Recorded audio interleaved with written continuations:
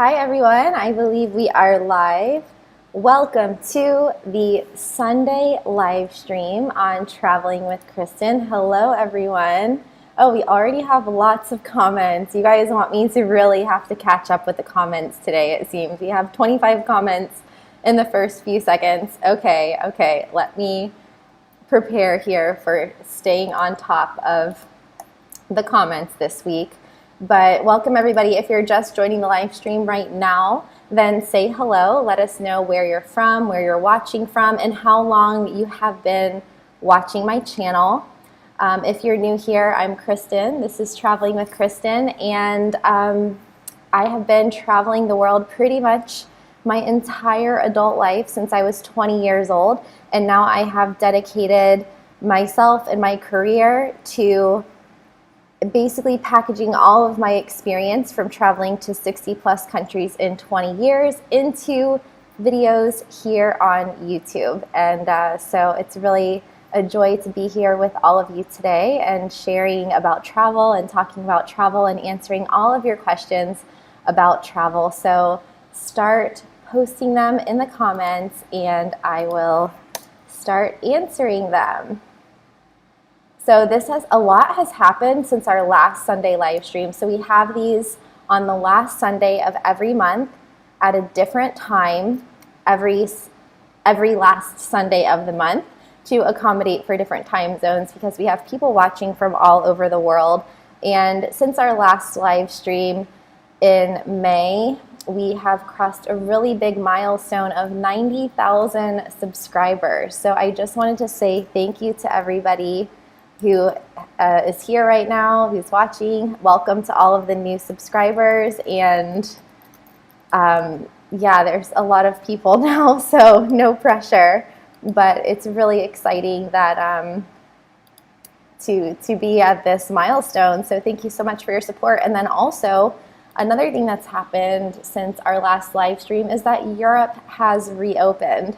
So if you have been watching my channel because you came through country reopening videos and travel update videos, we have had a lot of those, at least 3 in 1 week. We had France reopening, Spain reopening, Portugal reopening. Next up is Italy's reopening. I want to do a video on Germany reopening, and then there have also been a lot of requests for travel update videos on countries outside of Europe. But of course, this was a really important time because Europe has been closed for 15, 16 months to non-essential travelers. So we have dedicated a lot this month to just focusing on those European countries reopening. Okay. Trader Walt is in the house. Walt, did you change your screen name here? This looks different. This is my one of my very first Patreon patrons, Walt, I think, and one of my first YouTube subscribers. So we're going to highlight Walt here on the screen. I've learned how to add comments to the broadcast, so we're slowly but surely moving towards a higher production value. We have Andrew here who is looking forward to traveling again, traveling to Europe, traveling to Schengen and non-Schengen countries. Andrew's from the UK. I need to probably do an update on the UK reopening once things get sorted there, but it's still too complicated. And what happens with these country reopening videos is they take so much time to research because they're so detailed and so nuanced.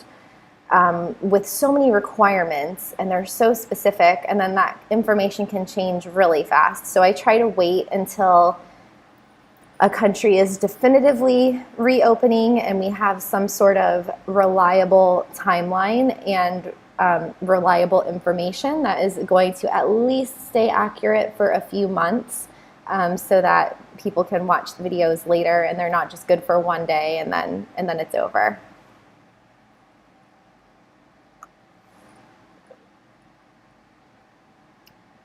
We have Kane Zhao Group here, a senior digital nomad from Europe, headed to USA and Slovenia. Slovenia is very high up on my list.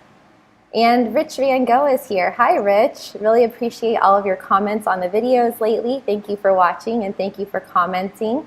I do read all the comments, and I will eventually respond to all of them, but because we've had so many wonderful people and wonderful viewers and so many comments, I'm a little bit behind right now, so bear with me.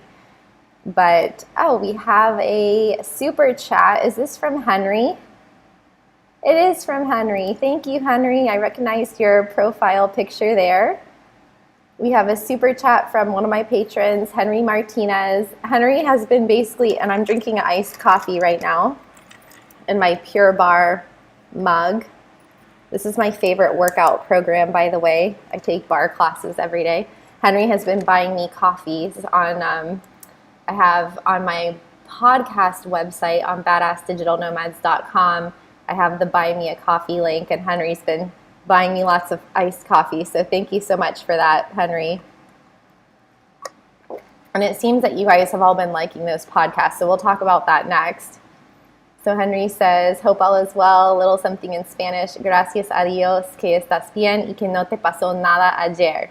Okay, what happened here is he's saying, thank God that you're okay and nothing happened to you yesterday, because on my Instagram and my YouTube stories, I posted that I thought that my car broke down. I actually thought that I got a flat tire or a blown out tire, but as it turned out, the lug nuts fell off of my tire. So all 5 lug nuts fell off of the wheel, and the wheel came off the car.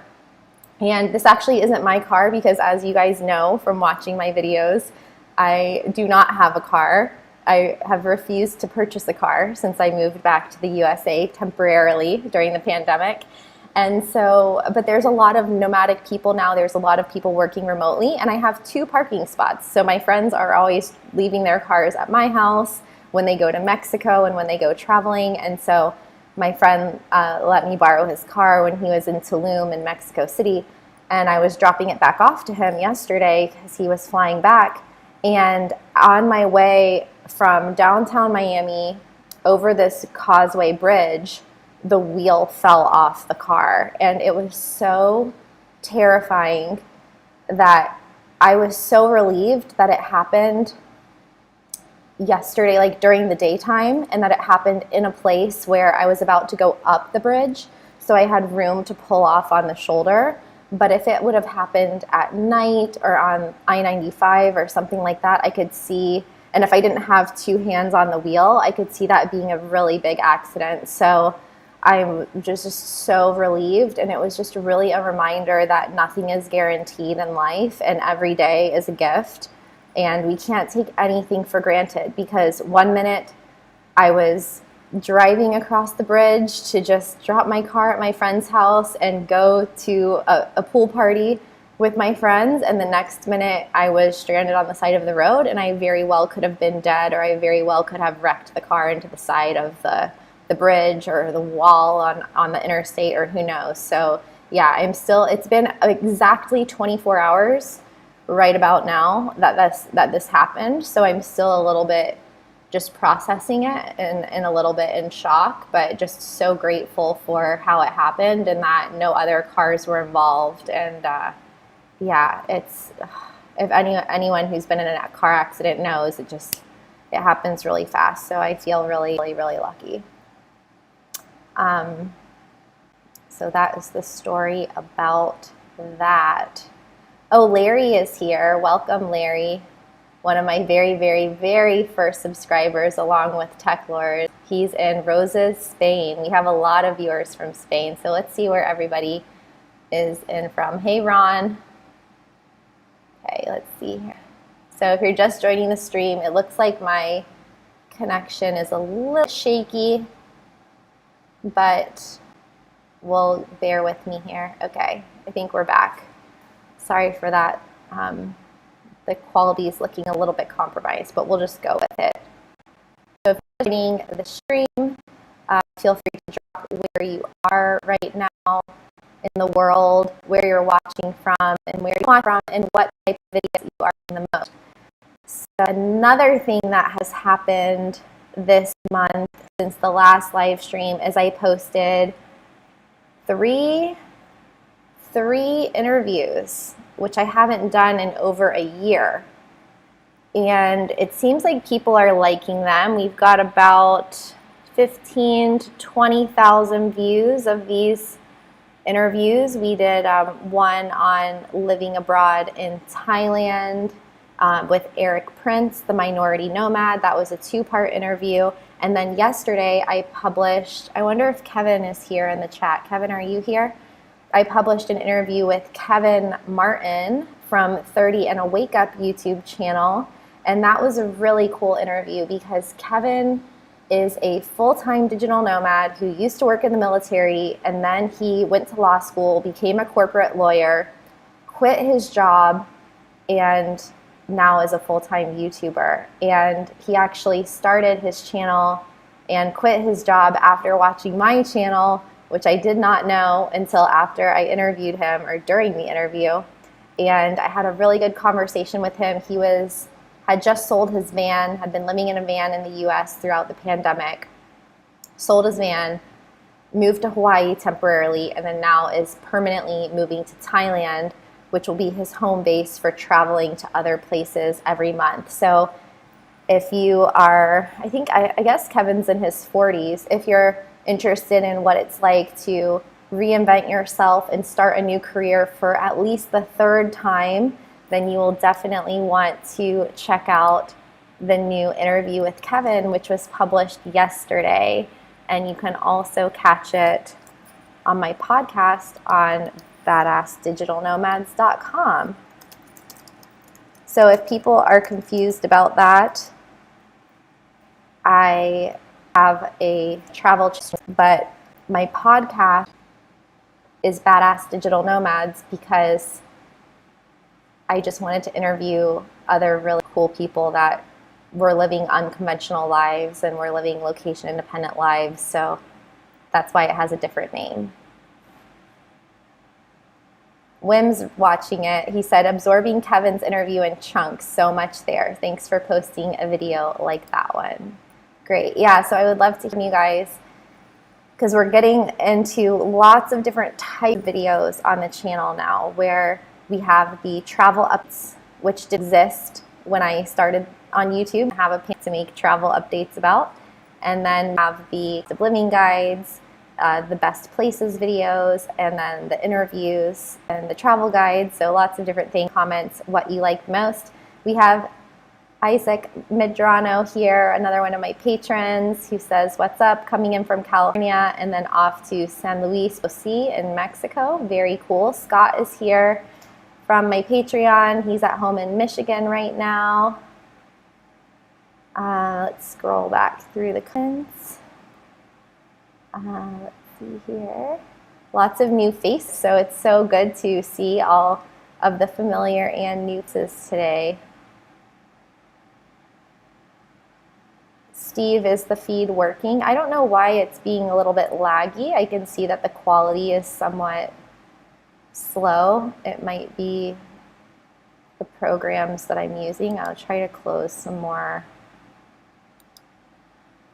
stuff. I probably should have maybe restarted my computer before I did this because it's being quite laggy. My applications are not responding. Unresponsive. Okay. Victoria is here from Atlanta, but soon to be Portugal. Okay. Oh, maybe that was before I started the live stream. Okay, just kidding. Yes, Scott, I'm glad that you were able to make the live stream for once. But you've been on these. But since there are different times, it can be a bit hard. Okay, my computer is a little bit frozen. 1 second, guys.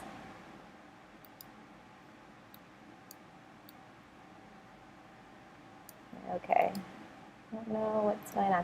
Okay, we have Rajiv from St. Pete, Florida. Marvel from Chicago. Che Severs watching from Austin, Texas. Brandon in Chile. Ben in Columbus. AFL in Texas. Mage in Sweden. Steve in Sacramento has been here for a whole 30 days, so maybe from one live stream to the next. Sue in South Jersey. Brandon is here. Villa Rica. Marvel says road to 100K soon, hopefully. Ron, you've only been watching for 4 months. I feel like you've been here for a long time.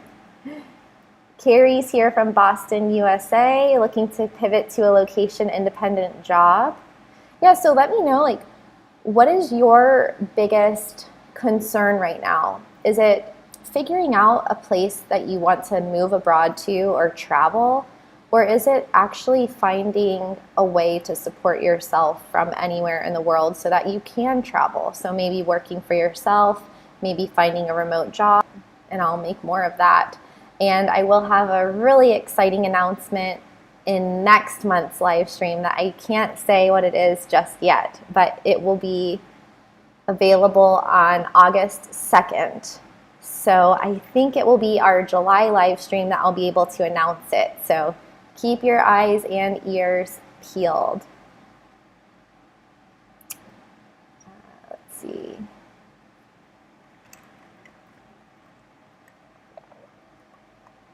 Grateful's asking if Canada's open. It is not, to my understanding. Last I checked, they had just extended the border closure for another 2 weeks for tourism. So I'll be keeping tabs on that and doing a Canada reopening video because that's another one that a lot of people have been waiting for. Wim's asking what's the situation like in Mexico for Europeans. And anyone can travel to Mexico without, I don't believe, any testing or quarantining. So you should be fine regardless of where you're from. Oh, it looks like we have another super chat. I'll scroll down and add. Hi, Tech Lords. I see that Tech is here.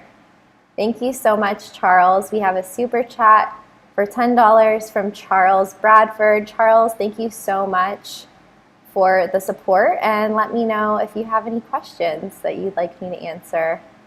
Oh, I see the problem. My computer is full. Uh-oh.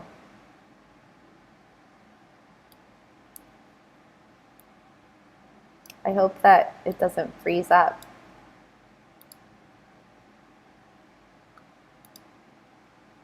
Are we still here? 1 second, guys. Sorry about this. I'm going to have to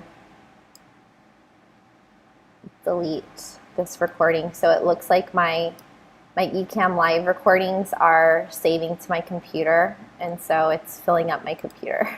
Okay. Technical difficulties. I need to have a tech support person here.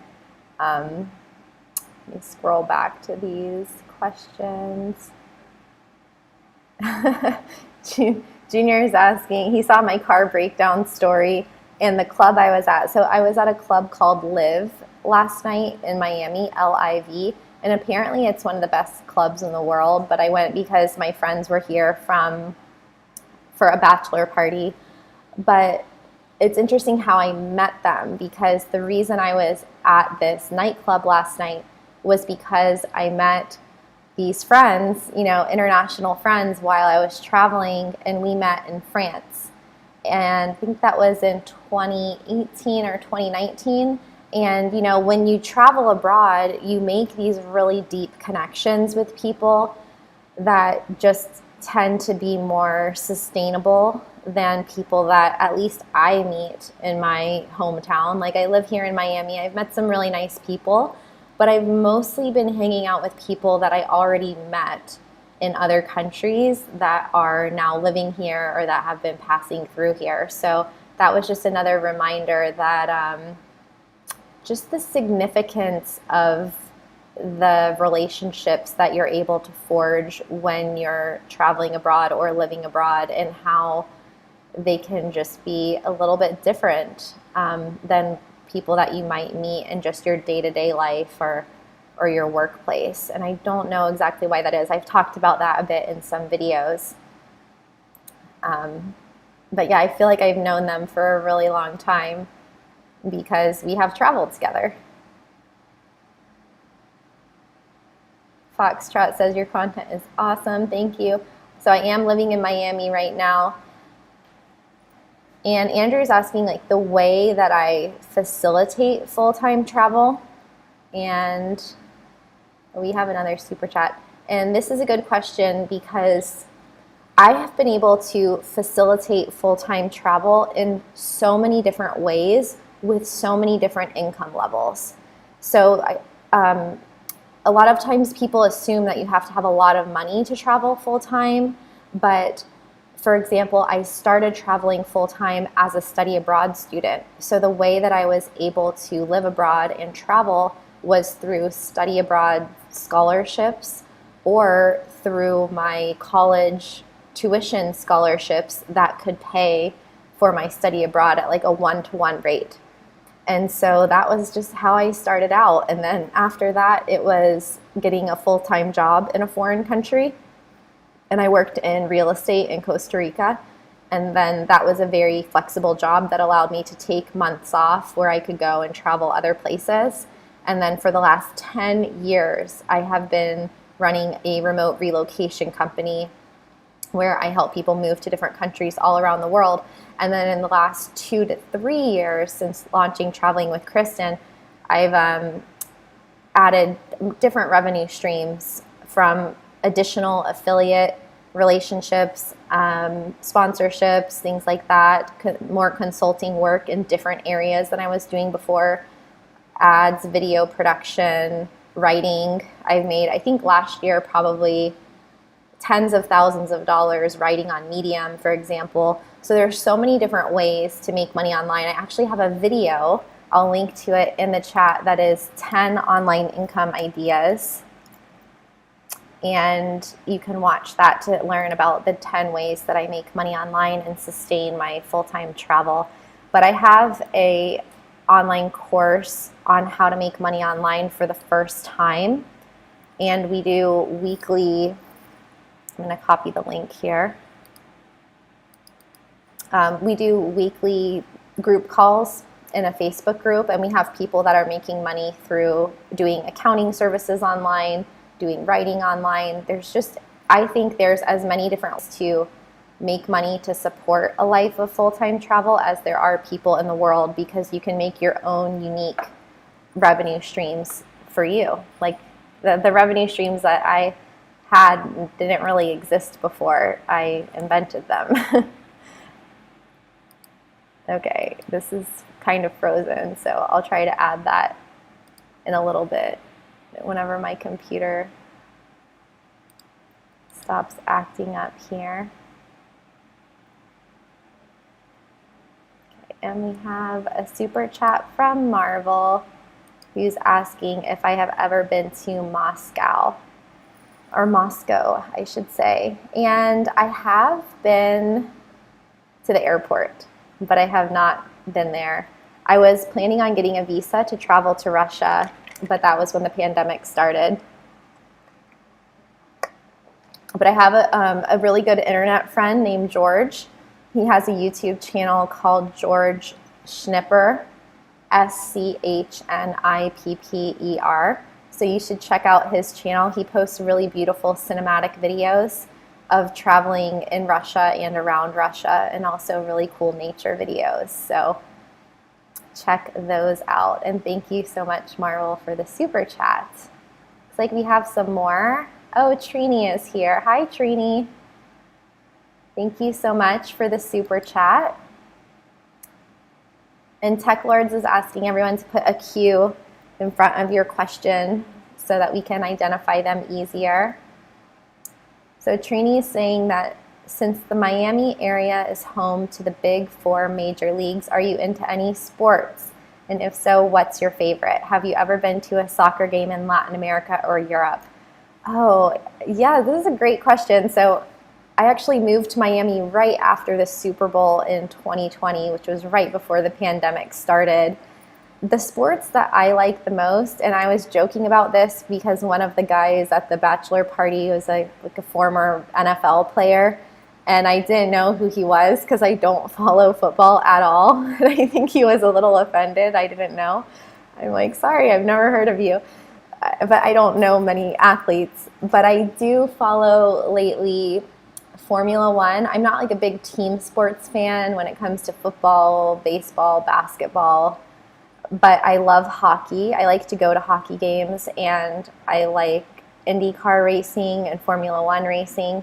And some of my best memories of traveling in Europe have been at soccer games. Like I once went to I was at a conference in Barcelona, and we got to have this VIP suite at like the Qatar Airlines suite in the stadium in Barcelona and watch a football game there. And that was really fun because the people I was with were from all over the world. And so that was a really fun experience, but it doesn't have to be in VIP.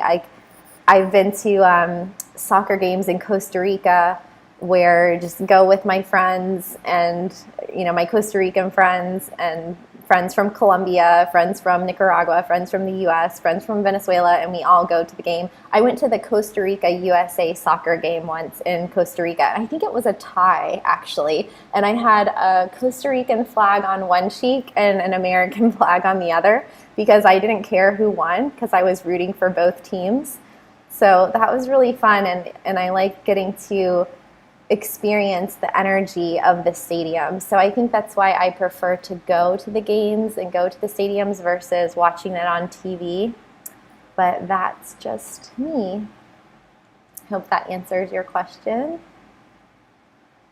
But I grew up doing solo sports mostly. So running, dance, gymnastics.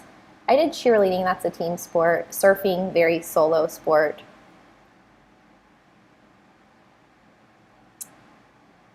See. Oh, Kip's Guitar says no masks anymore in Spain.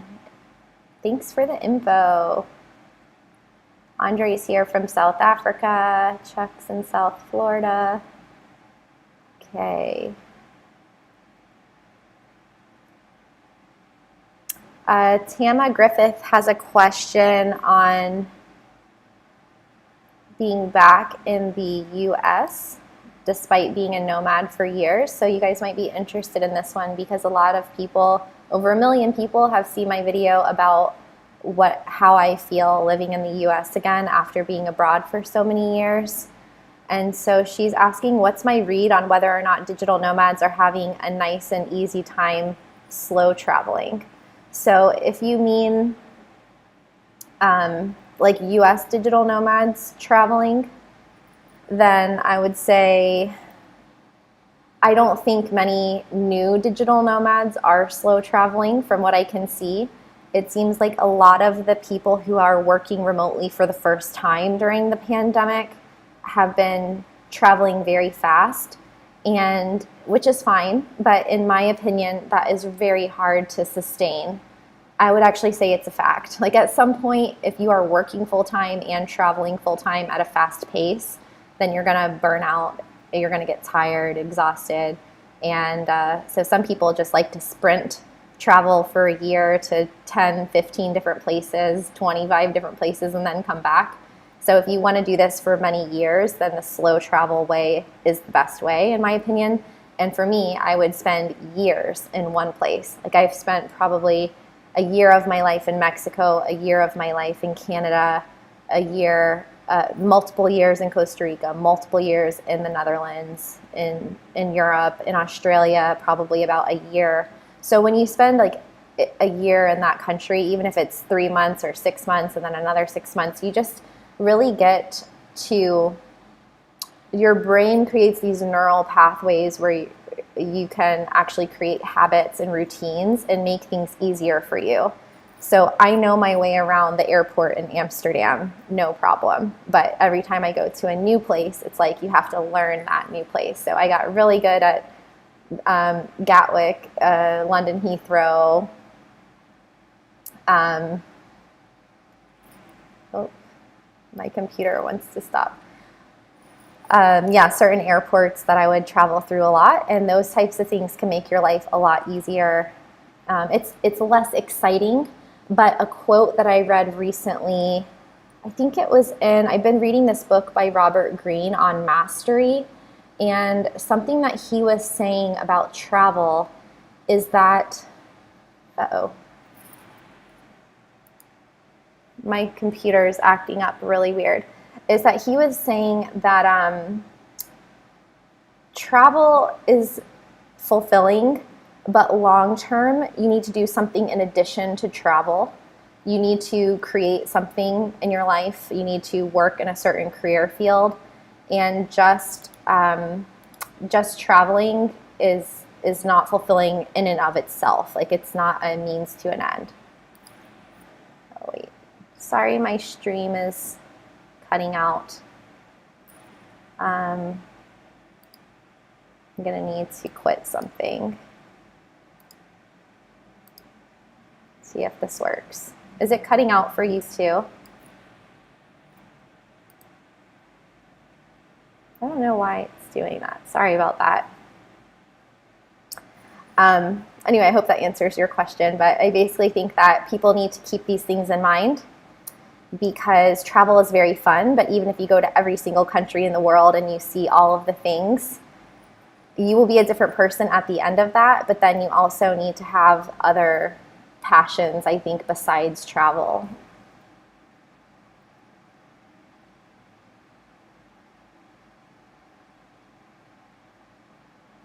Oh, Sue says that Kevin's live streaming from Hawaii right now. Okay, so Carrie is interested in learning about digital nomad jobs for creatives. Okay, great. I'll make a note of that. So I've added you to the stream. I do have some other live streams on digital nomad jobs, but I'm probably due for a video all about digital nomad jobs. Quick tip for any creatives listening right now, there's a job board called Dribble, D-R-I-B-B-L-E, that is remote jobs just for creatives. And you can also check out some of the specific freelancing job forums, and there's always a lot of creative work on there. So that's a good place to start. The important thing to remember when you're creating an online income stream for the first time is that you really just need one.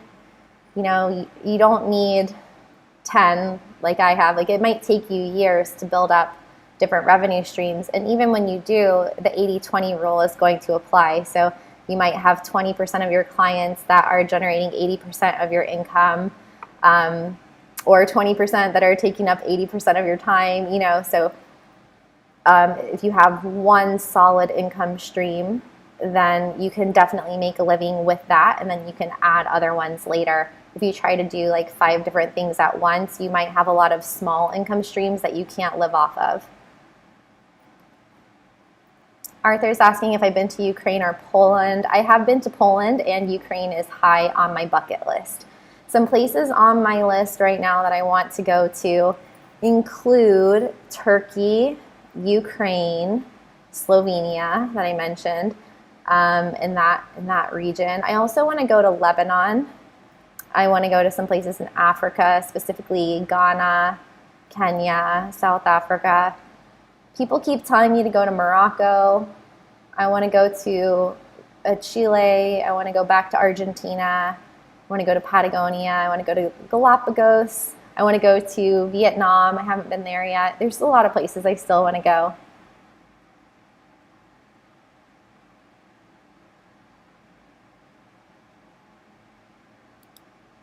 Thanks, Kelly. Glad you're liking all the different content. Hey, Sunny. Cool. Damon's been watching since my viral Costa Rica video. My Costa Rican friends have been seeing that now, so that's pretty funny. Matt's asking if I'm feeling better after my second COVID shot. Yes.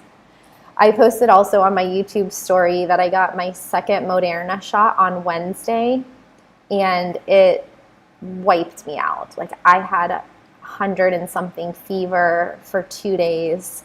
I had chills, sweats, migraine, headache, exhausted, slept 12 hours, I think, on Thursday night.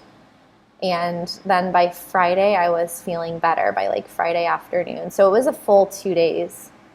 Yeah.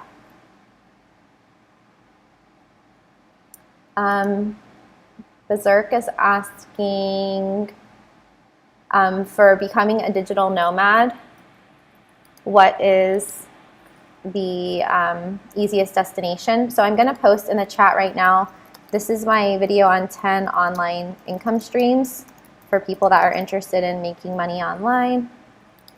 And then I also have a video on the best destinations for new digital nomads. I probably need to update this so that it shows up more on YouTube. Best places for new digital nomads. So you'll get a lot of ideas in there. And we got another super chat from Henry. Thank you, Henry. Here we go. He asks, Kristin, did you go to any concerts while in Latin America? Do you like Juanes, Shakira, Thalia, or Paulina Rubio? What are some of your favorite Latin artists today? Yes, I actually just saw a sign in Miami for a reggae festival, and it was reminding me that I went to so many reggae concerts in Costa Rica. I would say those were the main types. That was the main type of music that I listened to while there, because that was the main type of artists that were there. But also Aerosmith played in Costa Rica. That's kind of random. But I did go to an open air Aerosmith concert in Alajuela, Costa Rica, and that was an experience. It was not very well organized, to be honest. I do like Shakira. I love Juanes, and actually listening to the music of Juanes and Natalia Lafourcade, one of my favorite Latin artists to this day, helped me learn Spanish. So if you listen to Spanish music from artists or any language, like if you listen to music in another language from artists like Juanes and Natalia Lafourcade, are two Spanish artists that enunciate their words very well, so it's easy to learn. That will help you learn the language if you are listening and reading the lyrics at the same time. So a lot of people from different countries say that when they listen to or watch my videos, that it helps them learn English because of, I guess, I don't know, the way that I talk maybe, and the subtitles. So they read the subtitles, they listen to the words, and that helps them with English. And that is how I learned Spanish, not just going to school and language school in Costa Rica, but at night I would listen to, with my CD player, I would put my headphones on and I would listen to Juanes and Natalia Lafourcade, and I would read la letra, as it's called, the lyrics, in the paper lyrics from the CD cover. So these days, you know, you want to look on your iPhone or whatever and pull up the lyrics on Spotify or Apple Music. But that is a really good way to learn, and to this day I will listen to them. Oh, thanks, Green Mom. She says, please remember to hit that like button. Yes, I'm not very good at telling people to do that and reminding people to hit the like and the subscribe, and also the notifications. When I watch other YouTubers, they're much more adamant than I am about telling people to do that. So everyone do it. Oh yeah, my arm was really sore too. I have this doTERRA oils, essential oils that are for muscle pain, and also some hemp lotion that I put on it, and that helped. Yeah, and C-Night says that means the second shot is working. So I'm hoping that this means my immune system was really strong, because I got a very quick reaction and definitely felt it.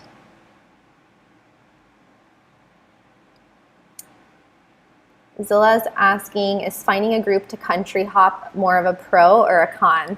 I'm hitting you guys with some Traveling with Kristin vintage videos right now. This one is probably embarrassing. I haven't even watched it in a long time. It's from May of 2018, and it is solo versus group travel as a digital nomad. So I will link to that here if you want to see some old videos that I made.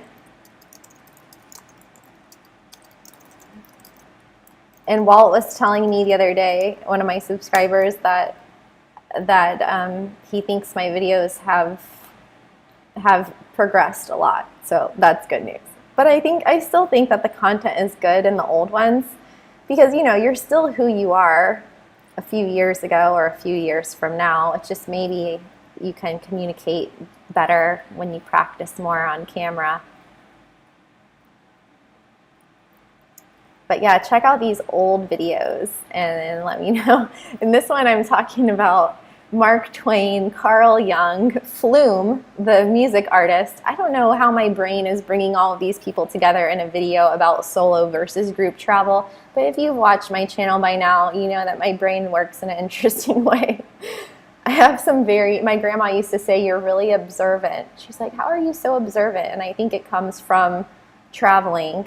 And so what I've come to understand is that in the world, you go out and live your life and you start picking up these pieces of experiences and memories with people. And then as you get older with more life experience, you can then draw on those experiences for problem solving, or sometimes repeating the same mistakes, sometimes fixing them, but also in things like videos and books. And you can bring in examples of things that you've read and anecdotes that you've heard, and then that can, I'm sure that Bill Gates did not expect that something he did was going to be used as an example in a video I made about solo versus group travel while walking through the countryside of Bulgaria. But that's how it ended up. You never know. The brain, I just bought this book called Super Brain that explains more about how this works, and it's blowing my mind, so no pun intended. Yeah, our brains just basically are filing cabinets for information, and travel forces you, I've talked about this in other videos, that travel forces you to be more aware of your surroundings so that you don't get lost or hurt or something. And so I think that that's why through travel, you can almost, there needs to be more studies on this, but maybe it's like with learning languages where you get more gray matter in certain parts of your brain if you speak multiple languages. Maybe it's like that with traveling because you're using navigational skills, you're using problem solving skills, and so it's like a brain game. It's like brain exercises for you. So I think that's like one of the benefits that people don't really talk about much with travel, because it forces you outside of your comfort zone. Galib, I hope I'm saying your name, has sent a super chat. Are you in the UK? We've got 5 British pounds. That is a really bad accent. He says, do you think sometimes some nomads develop a consumerist mindset with unfettered travel equaling unfettered consumption? In a simple word, yes. And I don't want to say nomads, because I think this is anyone that travels. And this is something that I think about. I actually have a couple coming on my podcast that we're going to talk about sustainable travel. I'm probably going to do a few episodes on sustainable travel because I don't know that much about it. And I don't have that many solutions because there just hasn't been that much interest in it, unfortunately, because for tourism providers, it costs them a lot of money, and it's just adds more work to what people are doing. So I've started to research this, and it's not just travel. I think it's just in our modern day lifestyle. There's a lot of waste, a lot of consumption, and who's to say if we stop using plastic bags and straws, if that's going to change the world? I don't know. But I've started using, reusable cups, reusable straws, reusable water bottles, and at least I'm trying to make a greener footprint in the world. And, if everyone thought that what they did didn't matter, then the world would be a hot mess. So I think if everybody does what they can do and is more conscious of their consumption patterns. Like I've even bring my own produce bags to the grocery store so I don't use those single-use, really thin plastic bags, because when I go out paddleboarding in the water, I just see plastic bags and stuff floating around everywhere. So this is kind of separate from your question, but so much about travel is purchasing things and purchasing art, purchasing souvenirs, and this is all part of what makes it fun and memorable. But at least with nomads, if you, are carrying things with you, you end up consuming less in that sense. But you're still traveling from place to place, like creating a lot of, I guess, like a paper trail behind you. So it is something that I think needs to be talked about more. So I'm going to strive to do that.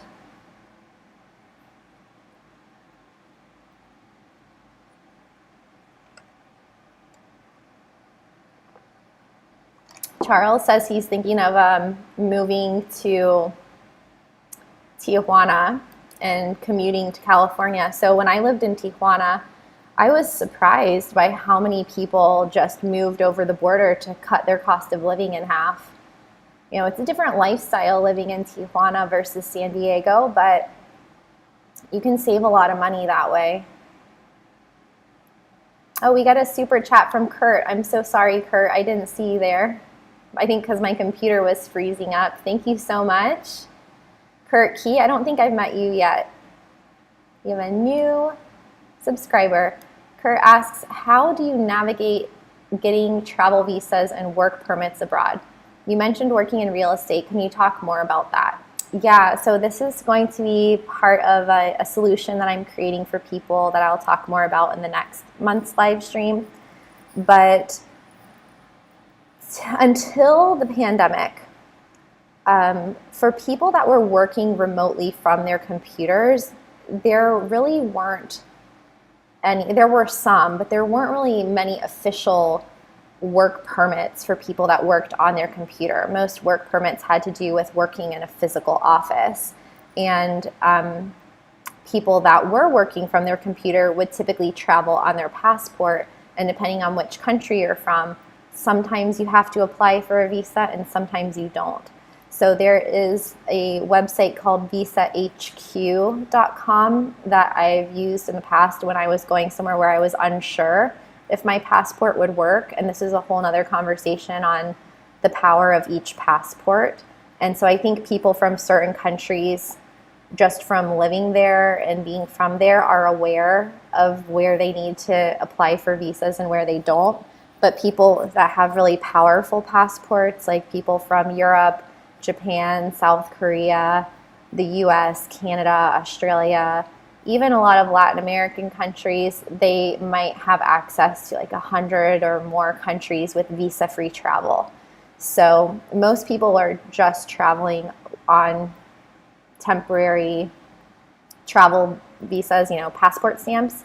And then for work permits, that's really only, you have to check with each country, but it's really only for if you're going to go work there physically. But now, since the pandemic, and we have these digital nomad visa programs that I think probably every country in the world will eventually have some sort of digital nomad visa.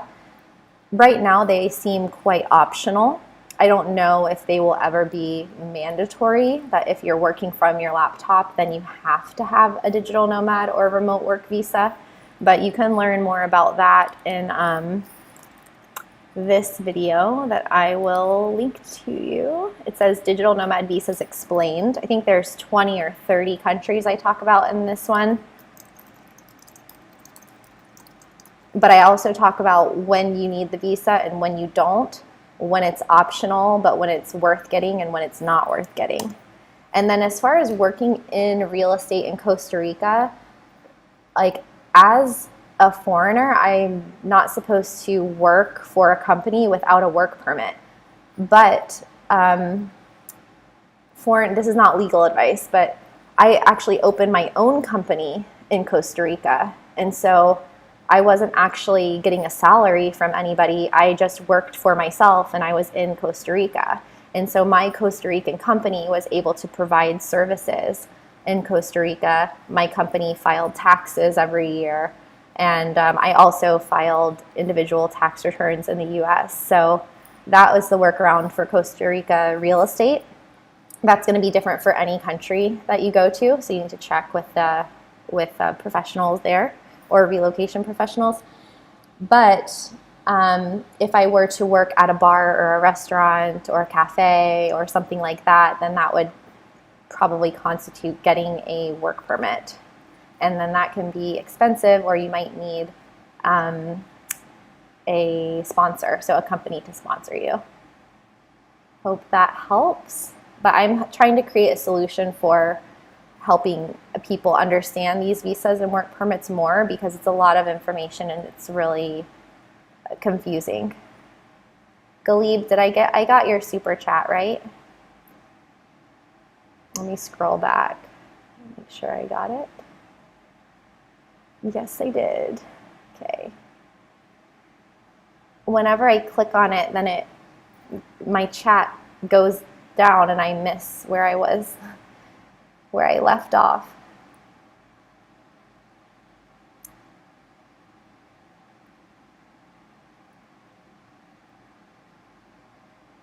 Okay, and then Alex is asking about upfront costs to move.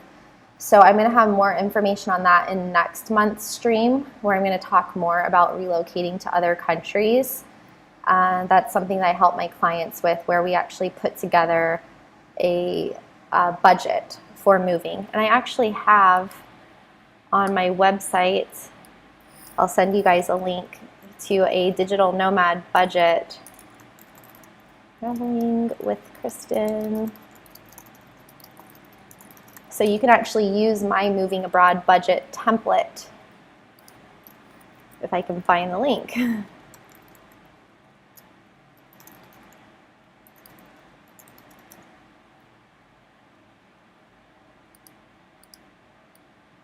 see. Budget.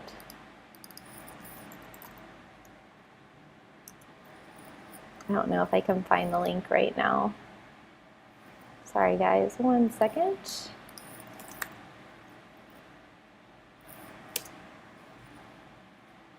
I don't want to leave you hanging here now that I just said I would send it to you.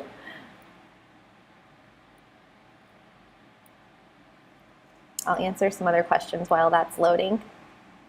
Andrew's asking which other countries have 0 restrictions to enter, and we are researching for a video on that specifically. A lot of requests for countries that you can travel to with no restrictions, so keep an eye out for that. Okay, I think we got it here. Here we go. I think this is it.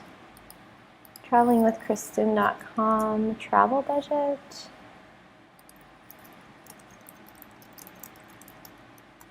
Yep, this is it. I'll post it in the chat there. Travel budget template, so you can download that for free.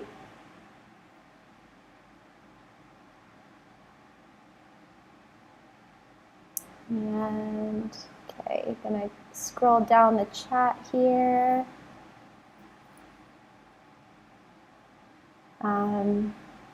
Kreffler is asking the best way to learn Spanish for traveling. I think the best way to learn any language is by immersion.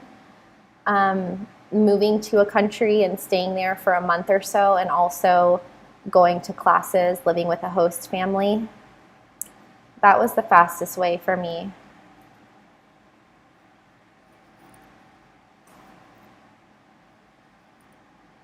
Oh yeah, Marcus is saying people learned English in the Netherlands through watching American TV shows with subtitles.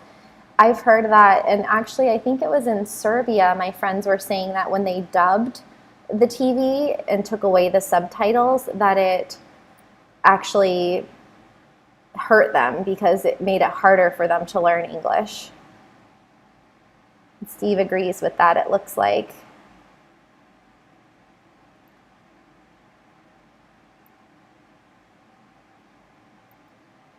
Mage is asking if I'm going to be making different types of videos when travel is back.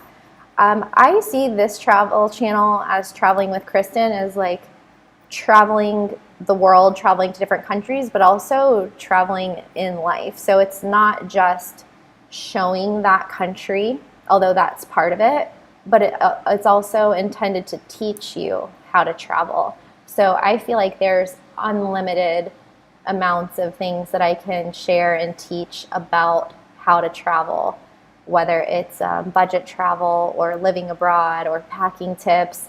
And then I also want to go to these countries and show what it's like there. But just going to the countries and showing them I think for me that would not be enough. I want to, really give you guys the tools to travel and not just show pretty places, but also talk more about like the issues around sustainable travel, traveling full-time, long-term, long-term travel, geo arbitrage, like all of these other topics that go much deeper than like maybe like Samantha Brown or Rick Steves, like showing a beautiful place and telling about the history. That is great as well. Or like Anthony Bourdain telling stories and showing food. Like these are all very important things to do, but I feel like my channel also has this other kind of educational component to it that is really fun and hopefully very informative and useful. And so I'll just continue to do that. Oh, thanks, Rich. So nice. I have not seen a video that you don't like. Thank you so much. Some people have been watching, I think I have 300 or 400 or 500 videos, and people have been going back down the rabbit hole to look at the old videos. So I hope that you're liking them. Oh yeah, I'll probably do a Thailand update soon. I have one Thailand reopening video, but it's kind of old now.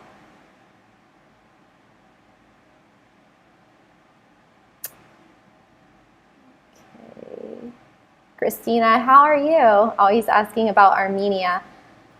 I did not have an update for Armenian people coming to the US, although I believe that it is possible. I don't know if they're included in that travel ban and if that ban has been lifted yet in the past couple days. I have not checked in like maybe the past 3 or 4 days.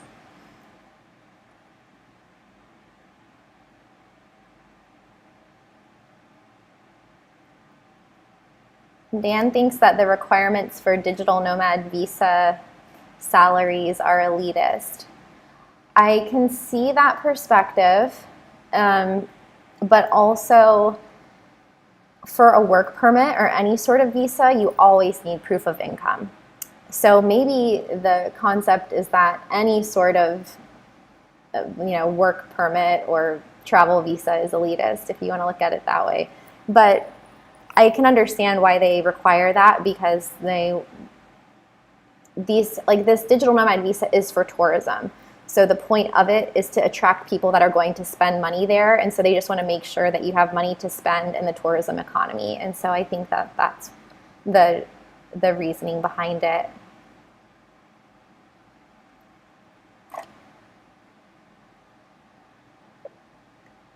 Thank you, Tech Lords. Yes, please consider becoming a patron if you like my content and if you want to hang out with me after this live stream today. And if you want to see my videos first before they are live on YouTube, and if you want to just talk to me more often and learn a lot of things that I'm thinking about, vote on podcasts, vote on next videos, give feedback. I'll even post sometimes thumbnails. You guys can help me pick the thumbnail.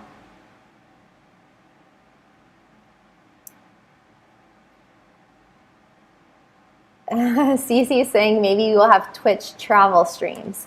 So I don't know if they are still on YouTube, but I do have twitch.tv/traveling with Kristin. And I was one of the first Twitch partners because I used to stream on Twitch all the time. And I have streamed from sailboats in Croatia, walking the Camino de Santiago, hotel in Hong Kong. Like, I've streamed on Twitch from everywhere, and that was before I had a YouTube channel. But I like to be able to publish something and then have it accessible for a long time and not just the live streams. So if you want to check out, maybe there's some clips and stuff on Twitch, but Traveling with Kristin on Twitch does exist. But I think when I start traveling, I'll probably do more YouTube lives than Twitch lives, or do restream and stream to different places. So thanks for the invite, Red. So in the interview with Kevin from 30 and a Wake Up, I talked about how I wanted to do like a van life throughout the UK and Scotland, and Wales would be cool too. I would love to spend 6 months just doing van life UK version. So stay tuned. And Andrew's looking for more travel updates and restrictions related videos. Okay, very cool, very cool. I don't know if I can release any of the next video titles that are coming out yet this month, but we have some new videos that haven't, like topics I haven't covered before, like solo travel, solo female travel, and also on kind of like the mishaps to avoid in the digital nomad lifestyle, and some other things I can't say yet because they're surprises, but look out for a lot more videos coming this month. And possibly, oh, we have another interview with a YouTube subscriber on how she renounced her US citizenship. So that one should be out next week. That is a really, really interesting conversation that a lot of people asked for. A lot of people are interested in what is the process of renouncing your US citizenship? How expensive is it? Like, how does it work? And I learned so much in that conversation with her, so can't wait to share that with you all. Thank you all for moderating in the chat. I am going to clock out now since we've been live for over an hour, and I'm going to head over to Patreon to the after party. So if you want to come join Tech Lords and Walt and Isaac and Henry and I and 30 or 40 other people, then you can come on over to patreon.com/travelingwithKristin, and we're going to go live on Zoom in a hangout right now. Thank you all so much for coming, and welcome again to all the new subscribers. Welcome to all the OGs, and keep on giving me your feedback and comments and questions in all of the videos, and I look forward to the next month of new content and very special update in our July live stream. So as usual, I'll post the time of the live stream, which will be the last Sunday of July, so that everybody knows and you can make a reminder for it. So I'll just look it up really quickly and see which day it will be. My birthday is in July too, so it's going to be July 25th. And then I will have a special announcement for the first week of August. So thank you all for coming. Thank you for your super chats, everyone. Thank you for your questions. And look forward to seeing you guys soon. Bye, Green Mom. Bye, Ed. K-Dub, Larry, good to see you. Irene, Rhapsody, Mage, Scott, see you soon.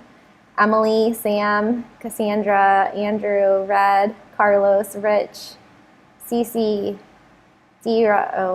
Angels, Prawn, David's here, Charles, nice to see you, Dan.